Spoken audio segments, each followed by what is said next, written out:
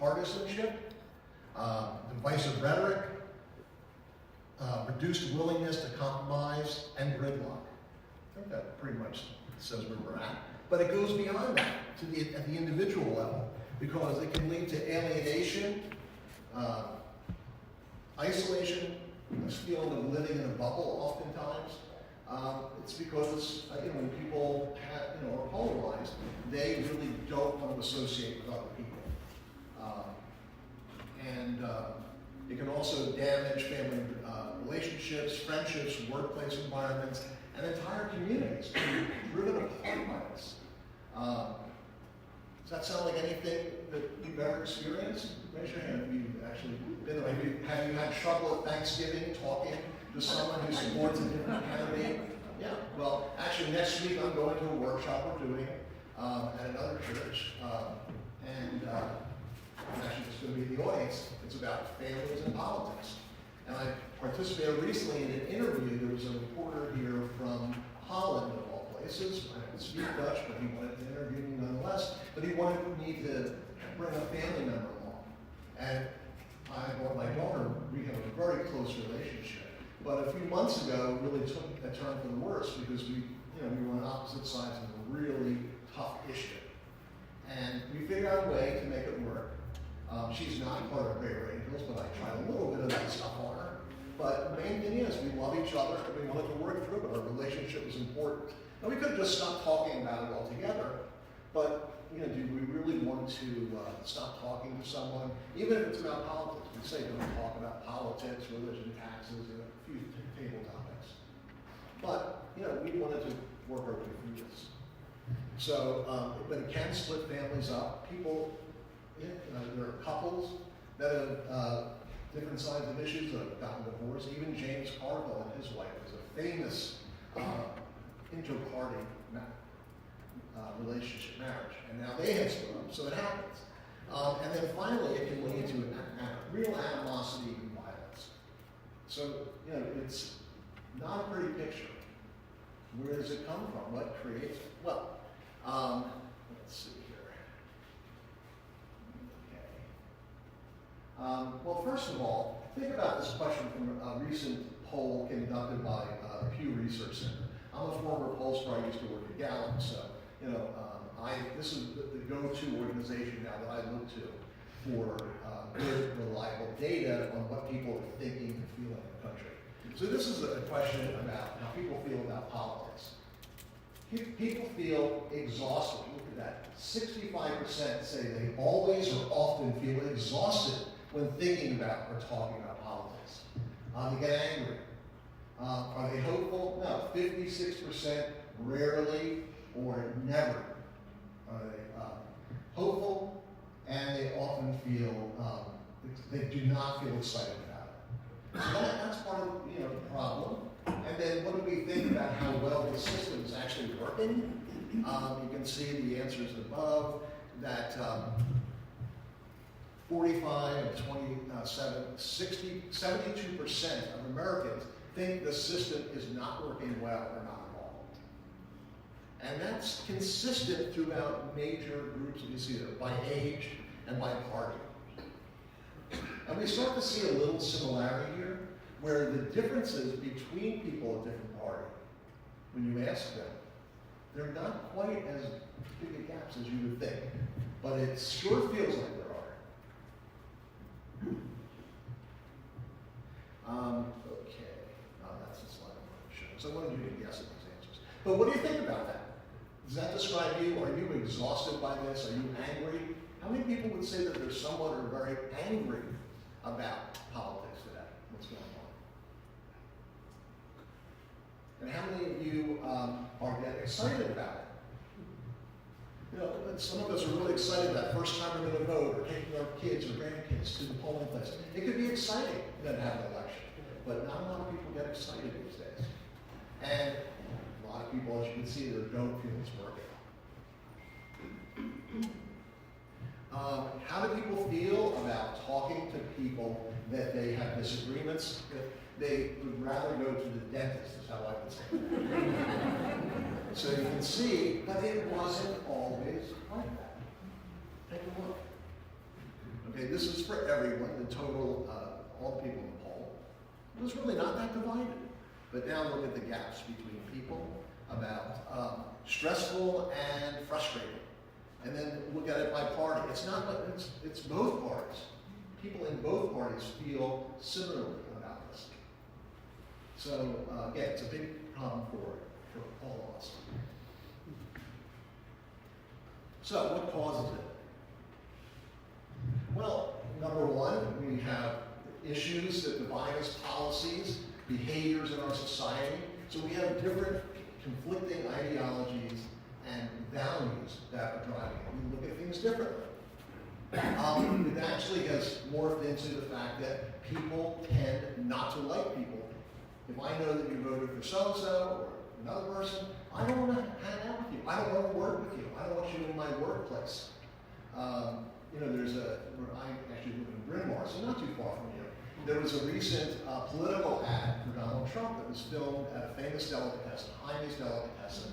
He was going to try to targeting Jewish voters in the area. 3 women were eating at the restaurant, talking politics, and talking about that Trump would protect Jewish people better than has. There are now people boycotting that restaurant, all the online stuff, and then there are people saying, oh, it's fantastic, they should continue doing that. These things become and it's both sides play this way.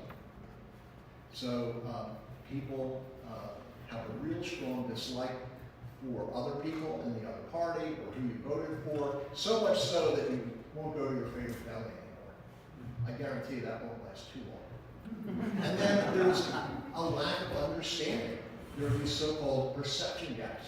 We don't really know what people, as I'm going to show you in a minute, we don't really know what other people think about these issues. We're just making assumptions. Then there are factors that make it worse. So for example, all this divisive rhetoric that we see on the news, at campaign rallies, on social media, all of those things make people even more turned off about it and really general behavior that can definitely spill over to violence. Media, I'm talking about all forms, newspapers, magazines, online, traditional broadcast. All of them are making it. Some of them are not setting out to do it deliberately. They're just covering the stories, but they cover them with an edge, and what gets more coverage?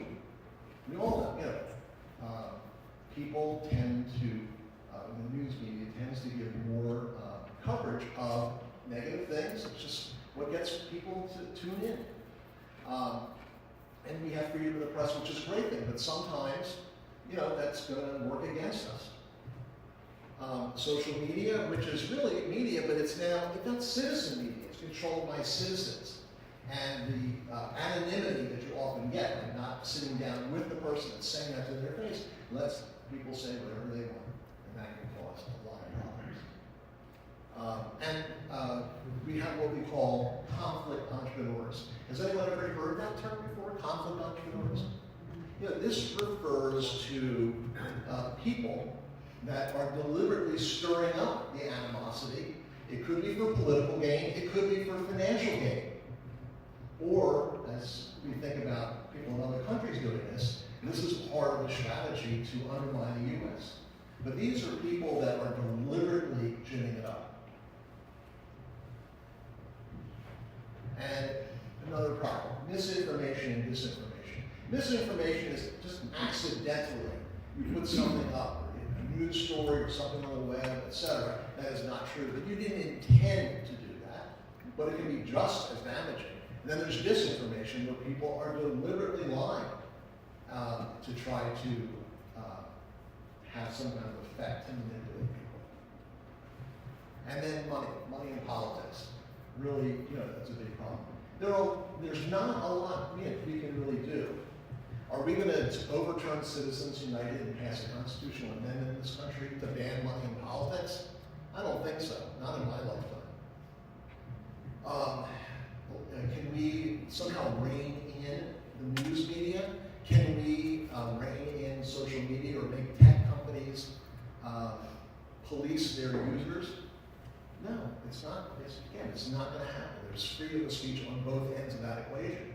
So there's got to be other solutions, right, if we want to change this.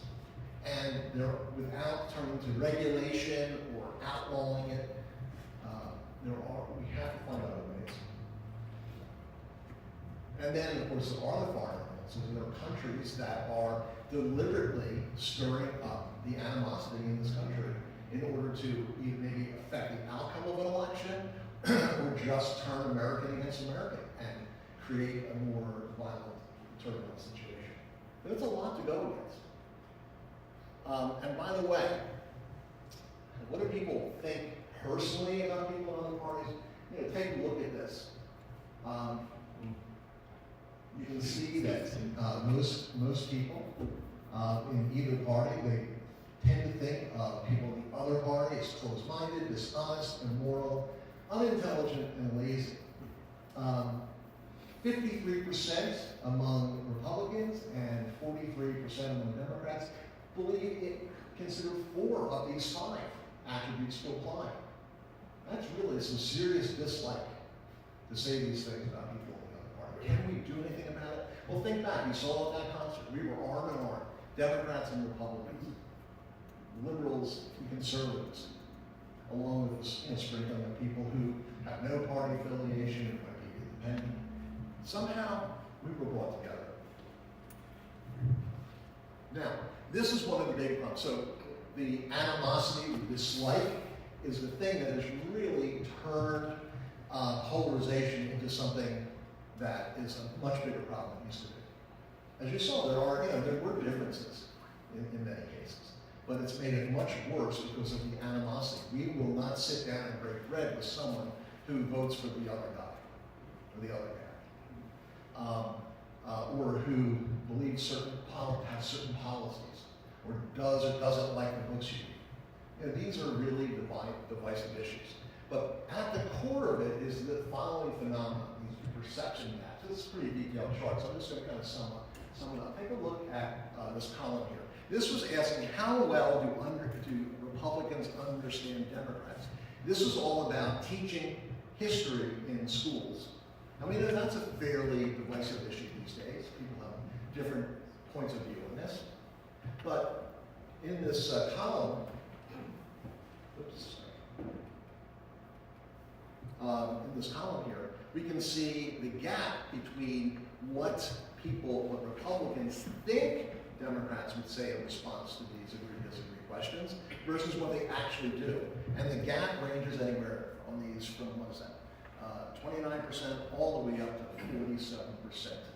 People overstate the level of disagreement, if you will, with people on the other side of the issue.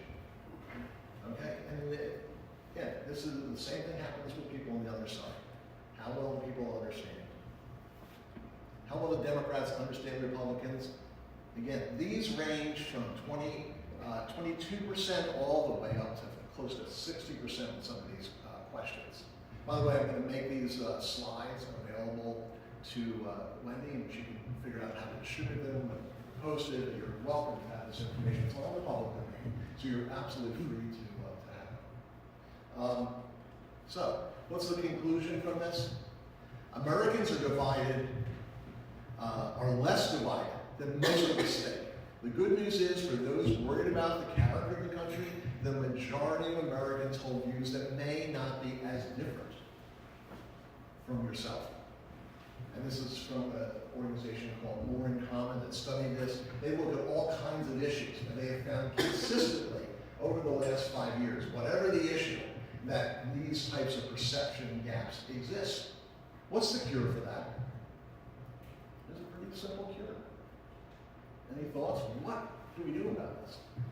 Talking. Conversations. Now, we don't like those conversations. They're difficult to have. And that's where we come in. Because we try to find ways for people with differences can sit down and talk about it and get to that common ground. Find the common ground that they have. But that is one of the big solutions to this, because people will discover that they have, number one, more in common. They can find common ground, and they can work out solutions to the others. I'm going to give you some examples of that. So talking is a big part of this. But I also like to think of it as breaking bread together, coming out and having this conversation. This helps. But when people actually spend time, so it's more than like we do a lot of workshops where people try to work through these issues and see that the other side is not that different from themselves. But we have to go beyond that. So we have things where we spend time together. Believe me, I had a roommate at that convention. I haven't had a roommate for like 50 years. Of course, we were like ships in the night, because I'm a night owl, he was in bed early, but we still got a chance to talk. And he was they tried to room us with people who were not just like us. And it was great.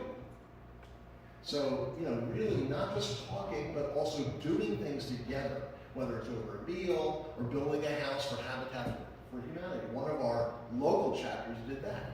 So people got to work side by side. These interfaith opportunities, I'm sure your church is very involved in that as well. Doing events with people from other faiths, and maybe have them over for a meal. I mean, I belong to a synagogue. We have several sessions of joint Bible study. We have a couple of them coming up in the next couple of weeks, where we get together and talk about the Bible, and we see how many different commonalities there are in our faiths, how they are related in so many different ways. So doing those types of things together and then taking action on some kind of joint project can really help. And I think that's the next evolution of that. That's what I want to see our state organization. I want to see a sponsored board websites. Bill? Yes. Real quick, Dave Colleen, so good to see you in person. It strikes me that at the very heart of Judaism, the very heart of Christianity, we have rituals that involve literally breaking bread. We have a Shabbat, where families bless bread and share it with each other. And then, of course, every Sunday here at St. Thomas, we literally break bread at the altar for Holy Communion. And to me, that's just at the very core of our faith, that we gather every week from all different perspectives politically to literally break bread with each other. So I appreciate you sharing that. It's so important. I was out for dinner with a mixed group of people, some Jewish people, some Christians, and they were talking about, it was an Italian restaurant, they were talking about the 7 fish dinner. And I said, you're going to invite us to the next one, aren't you? And I said, sure, if you want to come, absolutely. So all of these things can be together, and we discover, maybe it's not something you have to do, but you discover the beauty of what other faiths believe in. And I'm just getting goosebumps just thinking about these things. It is so true. Thanks for adding that comment.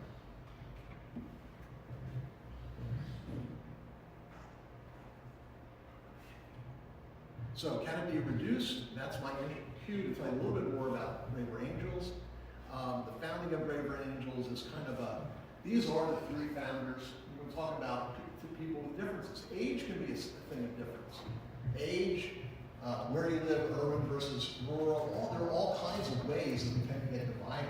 But we all have a lot of common interests as well. So these 3 gentlemen are the ones that started Braver Angels. It was shortly after the 2016 election, and they decided to have a meeting where they got an equal number of Trump voters and Clinton voters together in rural Ohio, and they spent the weekend together talking about sharing what they believe in. And none of it was sugar-coated.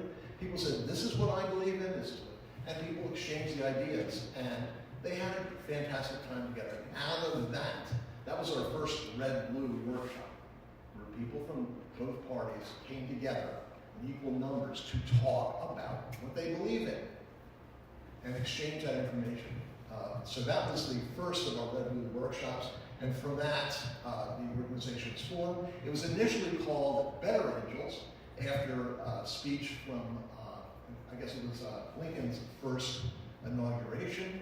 He referred to the better angels among us, so we used that as our name, but there was another organization called Better Angels, and courts got involved, and after an infringement suit about the trademark, we became Braver Angels. Because it really does take to be brave to be a better angel. So we're fine with that. And the idea was, could people at this event and all of our events, could they talk with each other not at each other? Could they do it without? That's why we have a big emphasis on I statements. How do I feel? Don't generalize about how others feel. Don't tell that person how they feel because of what you limited amount to know about them. Tell us what you think, how you feel, and do it respectfully. So here's our mission. Building a house united, bringing Americans together to bridge the partisan divide and strengthen our democratic republic. See, we get that red and blue thing everywhere. It's democratic republic, very smart. But, you know, we give Lincoln credit for a lot of the things that are part of our credo, our beliefs and principles. And Reverend pointed out to me that this actually is from the New Testament, where, let's see, the actual verses, Matthew 12, 22 to 18. Then one was brought to him who was a demon-possessed, blind and mute, and he healed him, so that the blind and mute man both spoke and saw. All of the multitudes were amazed and said, well, it's kind of cut off there. But basically, you know, a house divided cannot stand. And Abraham Lincoln referred to that because he was a person of faith and turned to that often when he spoke. So this is something that's at the core of our religious foundation, to believe that we have to work together. Our vision, we envision an America with respectful embrace of political disagreements. People are going to disagree. So we want it to be respectful, where civic friendship flourishes and competing perspective strengthen our nation, strengthen our relationships. Embracing values of respect, humility, honesty, and responsible citizenship. Our goal is not to change people's views, but to change their views of each other. We do not attempt to persuade other people of anything other than that person is not your enemy. Why don't you listen to what the person says? And I mean, I know when I went to my first Braver Angels meeting, I was a little upset about the outcome of 2016. And I said, okay, how am I going to convince people not to make the same mistake again? I know, I'll go to this Braver Angels place, and I'll learn some ways to kind of get people to change their mind, but do it with kindness and respectful ways. And boy, was I disappointed. There was not one moment where we spent any time talking about persuasion. And this was consistent for several other meetings. But I stayed with it. I realized, it's not about persuading people to change their mind. It's getting to understand them and knowing we can't get anything done in this country. Our system is deliberately set up so people have to get together to pass anything in most legislative bodies. So what we have to do is not persuade people to change their mind, but understand what they want and give people what they need and want. Reach a compromise, find the common ground. Then we have something we call the Braver Angels Way. We state our views freely and fully, without fear. So we don't say, well, I'm worried about saying something that's going to, we say them. But we say them respectfully, so there's nothing to fear. We treat people who disagree with us with honesty, dignity, and respect. We welcome opportunities to engage with those we disagree with.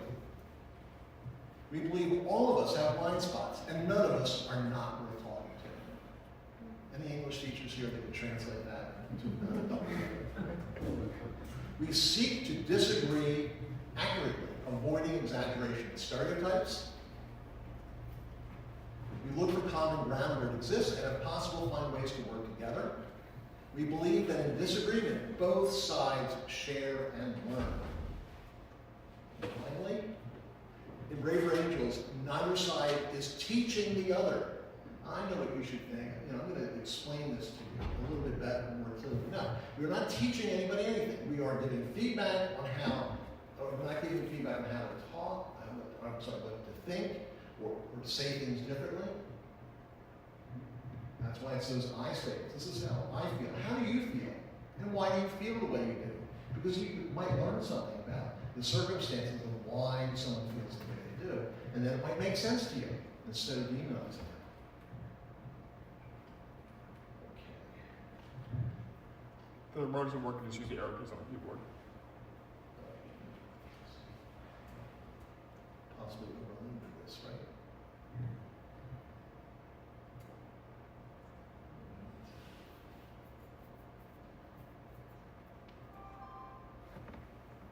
Any suggestion? I'm helpless with that. You know, I don't read from a teleprompter, but this is as close as it gets.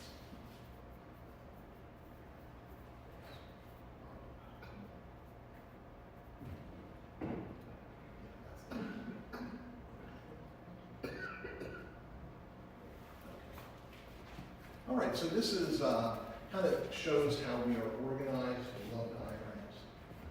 So basically, our mission is at the core of what we do. We have different program teams, and things like our citizens are really at the core of this. The programs we offer for citizens, but we have a university, Braver University, where we can teach more things. Like you can actually take some courses about depolarization online. We have a group for college and high school students. Media, we try to work with the media to air some of these grievances. Better understand each other. Braver Politics is about how to get politicians to become less rancorous in their tone, to apply these principles when they're running for office, and even within legislatures to talk, work together. And so there are a couple different state legislatures in the country where there are Braver Angels or civility caucuses. The head, the outgoing head of the National Governors Association, he's the co-chair, Spencer Cox in Utah. He made a top priority for this governors group to disagree better. So this is what we try to do with politicians, to get them to adopt these things. We recently started a Braver Faith, where, it's always a big part of it, giving talks at different houses of worship, but now we have a specific division that is working on trying to work more closely with houses of worship and people of faith. So it's a big priority. But you also see here, our teams that we have in terms of the support functions. We're mainly a volunteer-led organization, but even within that, the volunteers and the people that are on staff, work on these various teams, from field operations, which is what oversees state and local alliances, HR and finance, all kinds of things. It is a great place to work for. It's only been around for a few years, but they provide such incredible resources for us to do what we do. And then these are some of the program offerings. I'll talk about that in a few minutes. So here's some stuff by the numbers. We have 13,628 members, and I can get that updated every single day. And a member is someone who pays all of $12 a year to Lord. Some pay more, but the actual membership fee is $12. And if you come up and say hello afterwards, I'm going to get that waived for you if you want to join. We also have about close to 60,000 subscribers. They get at least one type of email from us. They get several more. And of course, these members are part of that as well. We have 110 local alliances. These are, like in Pennsylvania, we have 3 local alliances. One that does serve your area. It serves Montgomery County, Philadelphia, a few other counties that are nearby. Later today, they're actually doing a program in Abington, with the Abington Planning Commission. So they're active, and that's a way to really get people to be able to do some things face to face. We still offer a lot of virtual things because people can't always go from a program that's in Montgomery County if they're living in Bucks County or even Reading, because that's also part of the Southeast PA Alliance. So we have 3 alliances here, plus 2 in formation. As I said, largely a volunteer organization. We have 4,036 field leaders, people like myself, people who run the workshops. We do a lot of debates. We have a whole different way of doing debate that's phenomenal. Debate chairs, etc. So we're volunteer-led. People who join as members can get training to become to do, but this is an ambassador function, going out and talking to a group, you know. So I'm a trained ambassador in addition to being a co-coordinator at the state level. And here's something else which I told you that you know, we do really look to have balance in our leadership. We also want to do the same thing on membership, but this shows you, as Reverend Dave pointed out to me the other day, it doesn't look very equal. 68% of our members are, they lean blue, 14%, I'm sorry, let's see, red is 14%, other 12%. So if we add those together, it's not quite as overwhelmingly run by people who are blue. But this is something, this is another thing that keeps me up. What are we not doing right? Why is this happening? And we do put a lot of emphasis on, you know, on changing this. And I think we have some theories about this. But I think one of the things is, and it took a while, you know, our mission is to reduce the rancor, to, you know, end polarization. Well, maybe, you know, some people are upset these days because they don't get a chance, they don't feel safe expressing what they think. And I think, you know, there are people I hear all the time from people who lean conservatively. They don't feel like they can voice their opinions, so they don't feel welcome. So what can we do to make them understand that you are absolutely welcome? And it's really important. You know, I have a co-chair who's red. I just blew it. I just told you. But you should have known that. But I love the guy. And when I first met him after a week, I said to him, you know, Dave, I really like you. I'm finally able to say, I have a friend who is a Republican. He said, hold on there, don't go so fast. And I love his sense of humor. He's very different from me. But I learned a lot from him. Not as much, you know, politically. We don't really have a chance occasionally to talk about that. But I know where he stands on issues, and he asks me what I think about things. You know, he put his arm around me when I watched the debate. We had one of the largest debate points in the country. Our convention overlapped with the first actually turned out to be the last Biden-Trump debate. And it was, you know, really devastating for me. But it was really being with other folks there who, I didn't know what party, you know, they cared that I was upset. And they kind of got me through it. And I left feeling great about it. So, you know, that is something we want to work on, and we love input from that. You know, we're doing a lot of research to figure out what we can do, what we can offer differently to address this issue. Okay, so this is really important. It's cool looking, but this kind of tells you when you're trying to change things, change certain behaviors, you know, change people's attitudes. This is called a theory of change. What are you going to do? What do you need to accomplish in order to change people's attitudes? So you can see that this starts with, we look here at core emotions, what people feel and what they think. And it's looking at the other side, what they think about the other side. And this is what we want to change, that people feel hatred. They start out feeling hatred for the other side. They are the enemies. They want to harm the country. And then perhaps we're a little lucky, we get people to tone it down a little bit. They're just merely deplorable. And here's how we feel. They're ignorant. They should know better. So it's disdain. Boy, that's really going to make a great relationship. Then you get a little better, it's pity. You can do, you just don't read the right things in the news. And you're well-meaning, but, you're kind of foolish. Have you run into people who, when they are talking to you at that Thanksgiving dinner table, say, you watch too much of this, you read that. They're not saying anything really nasty about you, but they kind of feel bad for you. That's also not the basis for a good relationship. And then we begin to turn the corner with that. People have valid points, though their overall perspective is flawed, but they do have their points. They have something to contribute. And then finally, respect and appreciation, even important perspective, even if I only agree with parts of it. And they have a lot to contribute. That's where we ultimately want to go with people. That's the progression. And it does happen. It does happen. And it doesn't necessarily mean they're going to change who they vote for or change what policies they support. But they can have a relationship, and we can actually work together to solve problems. when we look at the people who we disagree with, when we treat them with respect and appreciation, we're going to get a lot further in our discussions. So that's what we're striving for. As I said, we have alliance state programs in lots of parts of the country, 41 states.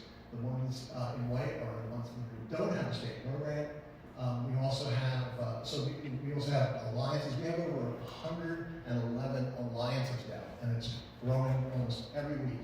So we are currently in 3 in Pennsylvania, including Southeast PA, those are the counties.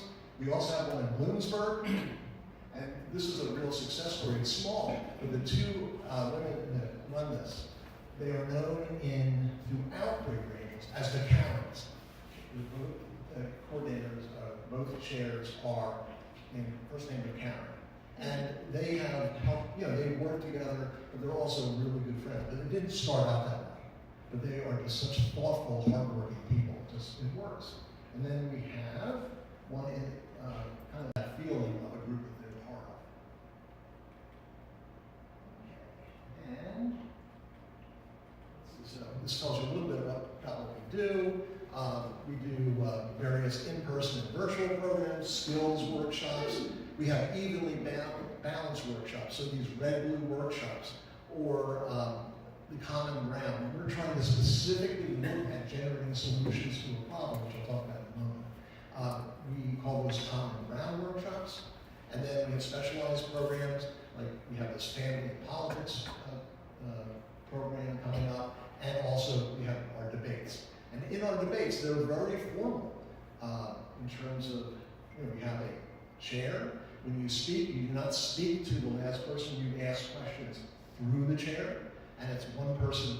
We have an actual resolution. Like I was at one recently that I helped with, where it was about homelessness. That federal government should financially support local communities to try to help with homelessness.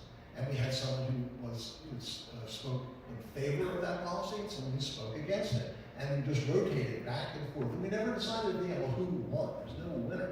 The fact is, we didn't yell at each other, we learned from each other, and that was what really made things feel possible. So we have volunteer opportunities, like someone like me, I'm a volunteer. So all of our alliance leaders are volunteers, and they have a leadership committee or leadership team. And then we have people that do debates, or the ambassadors, the people who moderate some of our workshops, all volunteers. You can't get training from Great Angels unless you pay that $12 to become a member, or, because you know me, you're going to get it for free. What else? We have civil renewal projects. Those are the projects where we work on some kind of civic issue in an area. I mentioned the building house for humanity. In one area, they got a stop sign put up. It doesn't have to be something really fancy, just something where people are working together. And by working together, you get to know people. And we also have national programs that, that people can attend. So we have a lot of virtual program, virtual workshops. We have our annual convention, which we do make available virtually and recorded as well. We saw a concert. We have this American Hope campaign, and real quickly, that is 3 prongs. One is some things that are related to the 2024 election, which I'll talk about in a moment. We have our pairs of the poll. We'll talk about that in a moment. But we also are working on reforming our election system. And we did a big research project, multi-year research project, to come up with ideas to propose that both Reds and Blues support. And it had to be unanimous. And that, believe it or not, at these local meetings, they came up with over 700 ideas, where everyone in the group agreed with, and went through a process where it was winnowed down to 23 as part of the final report. So that is part of it. We also have a petition up there where we're asking politicians to agree not to speak toxically to each other, to work together cooperatively. And we're trying to get hundreds of thousands of people to sign that. So these are the different activities that are part of our American Hope campaign and trustworthy election officials. Any questions at this point? We're going to talk about some election things and then take some general questions. Okay.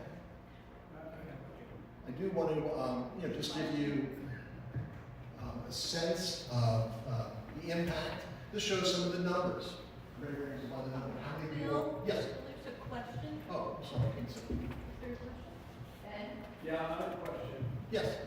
How do you factor in the news media and how slanted and at times not presented all facts? Yeah. We do try, and this is a favorite topic of mine because I also used to work in the media, for the media, not as a reporter, but as a vice president of research for a media company.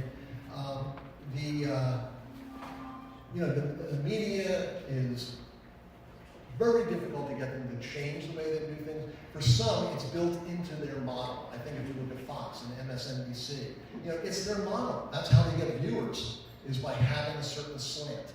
It's not the right thing. I don't think they learned that in journalism school, but it's what they do. And I don't think regulating it works. So what you try to do is work with reporters. You get them to come out and do stories. In the last month, I've done 3 interviews. Now, granted, these are with reporters from outside the U.S. who are looking to Pennsylvania, all looking at Pennsylvania. But that's part of the course. We did have one with the Wall Street Journal reporter that we spoke to. So we try to make ourselves available to give them a different slant on what people are really like. We try to educate them. We send out press releases. But our attitude is the same that we haven't done anything else with the relationship. We're not going to tell them to do things differently. We're going to tell them how we feel about it, how people feel about it, and how they feel about it, and reach common ground. Because they're fearful about things. They're fearful that they're going to be regulated, or they're going to be subject to all kinds of legal penalties, i.e., jail. Look at the press in other cities. Other countries. So it is definitely part of the drivers, both the traditional media as well as the citizen journalists, if you will, on social media. And you also have to counteract what they say.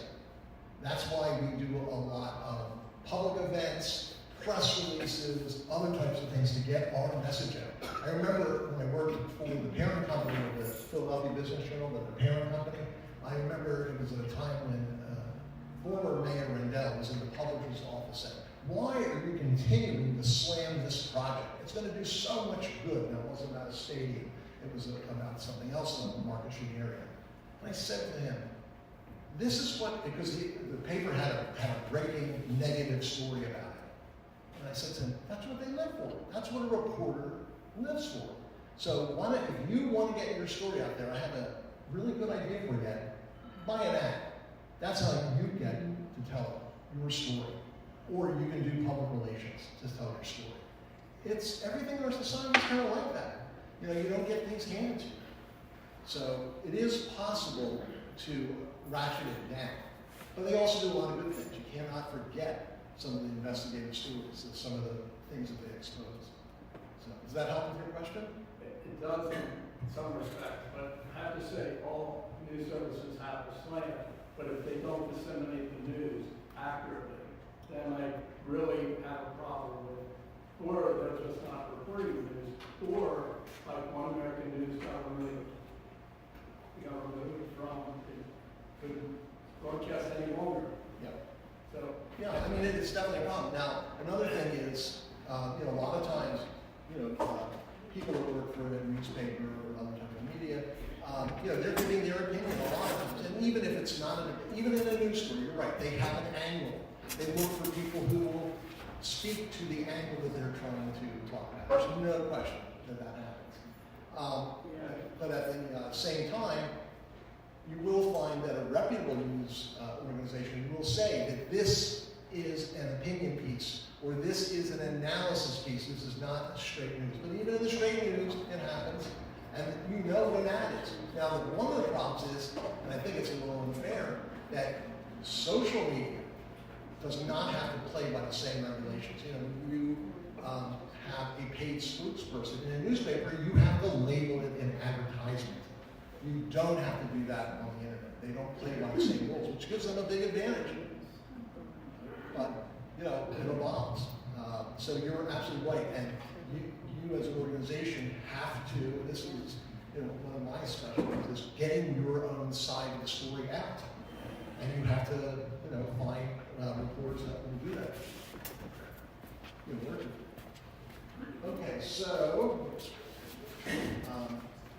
this talks about, you know, how many students we work with, and we are working with a lot more students as well, trying to work with younger people to make sure they understand civics, that they are able to voice their opinions. So we have programs in high schools and colleges, and citizen participants. And here's just a little snippet of research. This is a big part of what we do. After attending, and this is a cumulative after a bunch of different workshops, after attending a Ray Rainey's workshop, 86% of participants feel they better understand. They understand better the other side. They feel better understood. That's really important too. Are you listening to me? I'm listening to you. Are you listening to me? And that they feel better to apply these skills. They feel better about going to Thanksgiving. And you can also take pressure. So let's look at a few more things here. So the election. I'm going to wrap up talking about that. So a lot of people are certainly worried about how the election is going to be conducted, and even more significantly, what's going to happen afterwards with the count, with the certification, with the transfer of power.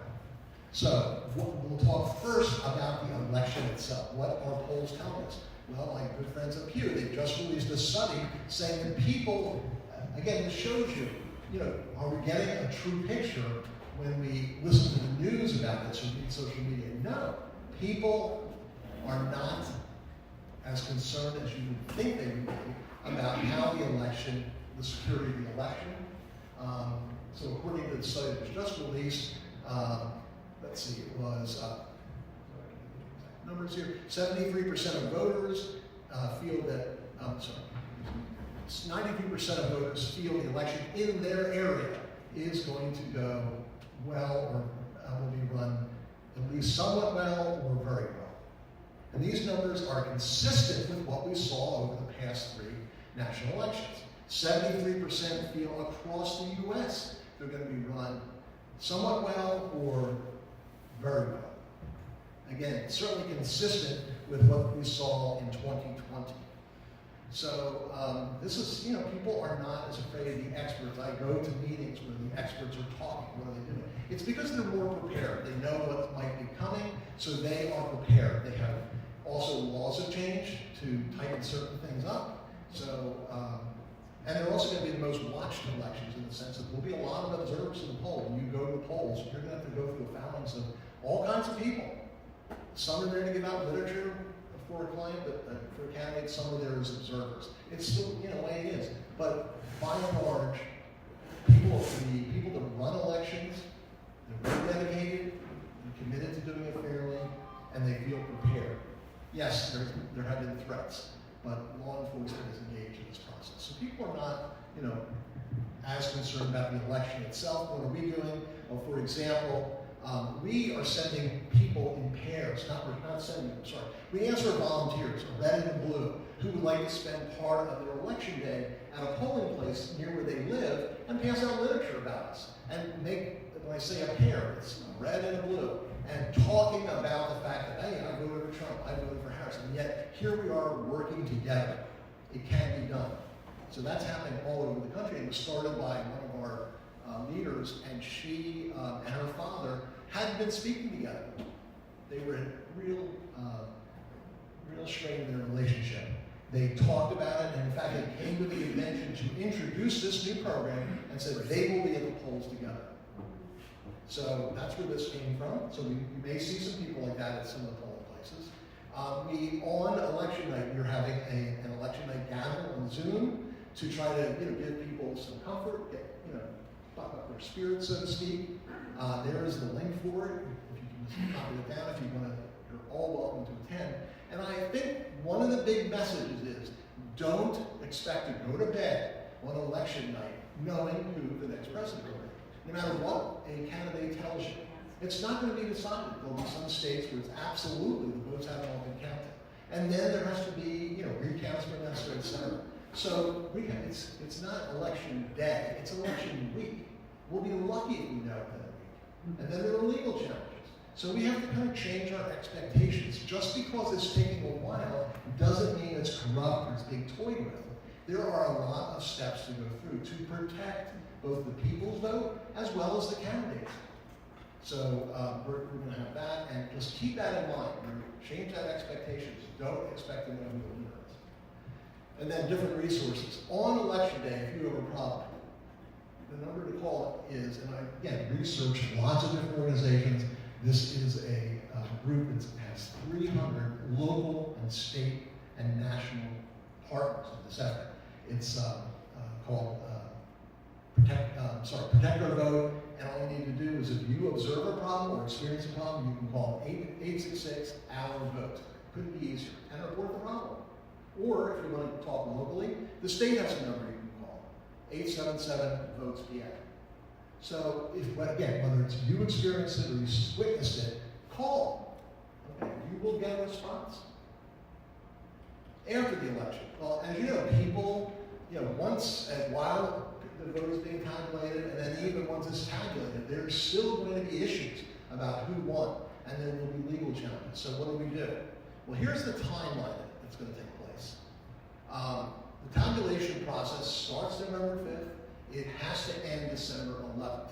That's when the states need to begin convening to the process of certifying their election results. State election convene on December 17th to vote for president and vice president. They have until the 25th to transmit those results to the U.S.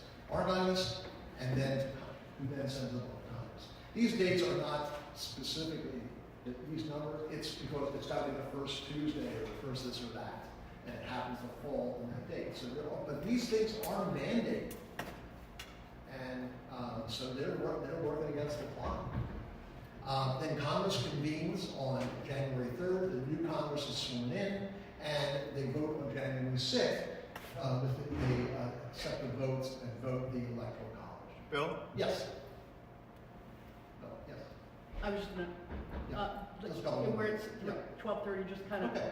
wrap it up like Yeah, 5 minutes. in fact, this Thanks. is- Thanks. So this is going to be the more pesky part of the process. So what are we trying to do about this? First of all, the night of the election, we're having an event. We're having one the next day as well. People can call and say we're going to talk about keeping together this notion of what our country's all about, what our credo is all about, and try to give people reason for hope. We can't stop violence, but we're not law enforcement. But what we can do is give people some faith that this is going to work out. It's worked out before. It's sometimes very rocky. Remember the year 2000, change of the millennium. This is not the first time we've had these situations come up. So we're going to be doing that. There'll be other programs done nationally and local alliances that you can tune into. So keep an eye out for that. There's some links there. And then there's something very special that's taking place in Philadelphia. It's called Founders Weekend. It's the weekend of, it's a 4-day weekend, November 14th through the 18th in Philadelphia. It is the brainchild of the person who served as the Blue co-coordinator before me. She's a fantastic woman, and she's putting together this whole series of events in Philadelphia with great speakers and different events to get people thinking about themselves as founders. We're a young country still. We have a responsibility to continue the evolution of this country.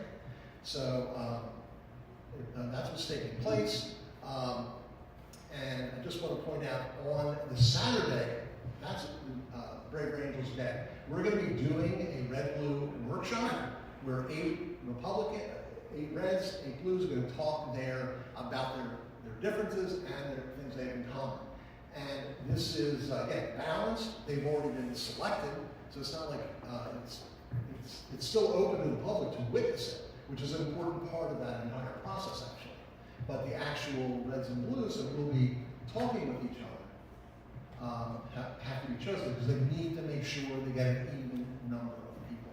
But that's where we're, and then our national ambassador, John Wood, is going to be giving an address. There's a unity lunch, a unity picnic, and then John Wood is going to be speaking about the House divide we cannot stand. So that's something worth attending. For more information, go there. And just real quick, this is the Trustworthy Elections Project. Here's where you go for information about it. As I said, we had hundreds of reds and blues working together across the country in small groups, coming up with solutions. People say, can reds and blues find a solution to our problems? Well, they came up with 700 plus ideas. That was winnowed down to 23, 7 different areas, but around these particular themes. Voting should be easy, cheating should be hard. Every citizen should have equal say in who will govern them. And that this is done through free and fair elections. The American government will fail if candidates refuse to accept any outcome other than the winning, i.e. the peaceful transfer of power, or conceding, etc. So these are, maybe the core elements of this, but it talks about should we have voter ID? I'll give you a hint. They recommend it, and I can certainly understand why people do, even though I'm blue, we supposedly don't agree with it. A lot of blues do. In fact, the governor of Pennsylvania wanted to have that system in place in order to improve voting, absentee voting, have a party vote. So this is a great program. That's where the report is. If you want to get involved, right now it's up to the public. We are not going out as advocates. We don't visit with legislators and try to lobby them. That's your job as citizens. We give you the tools. If you like what you're reading in this, you organize with other people and go out and meet with the legislature, whether it's the state, county, or national level. So I'm going to leave it at that, just to let you know. Thank you, Bill. This is how you get involved. Our website, my contact information. Happy to stick around for a few minutes if you have questions. If you want to get forward,